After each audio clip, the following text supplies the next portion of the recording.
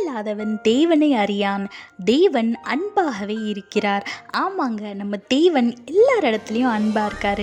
இதை மாதிரி தான் ஒருத்தர் ஜோம் பண்ணாராம். தேவன் என் கூட விருந்து சாப்பிடுங்க, என் வீட்டுக்கு வாங்க அப்படின்னு சொல்லி கூப்பிட்டாராம். அதே போல் தேவன் சரி நான் வரேன்னு சொன்னாராம். இவர் ரொம்ப உற்சாகமாக அதுக்கான எல்லா ஏற்பாடையும் செய்தாராம்.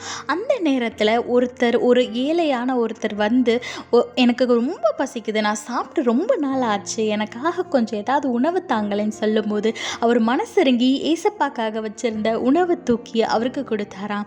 இது தாங்க அன்பு. நம்ம யார்கிட்டையும் எதிர்பார்க்காம நம்ம அன்பு கொடுக்கணும். அவர் தேவனிடத்துல என்னையே நீங்கள் வரேன்னு சொன்னீங்களே, ஏன் வரலன்னு கேட்டப்போ நான் வந்தேன், நீ எனக்கு உணவு கொடுத்தல, ஞாபகம் இல்லையா அப்படின்னு சொன்னார். இது மாதிரி தாங்க நம்ம ஏழையில் சிறியவனுக்கு ஒருவனுக்கு உதவும் போது அது தேவனுக்கே செய்கிறதா இருக்கும். எல்லார் இடத்துலையும் அன்பா இருங்க, உதவுங்க. கர்த்தர் உங்களை ஆசீர்வதிப்பாராக. ஆமென்.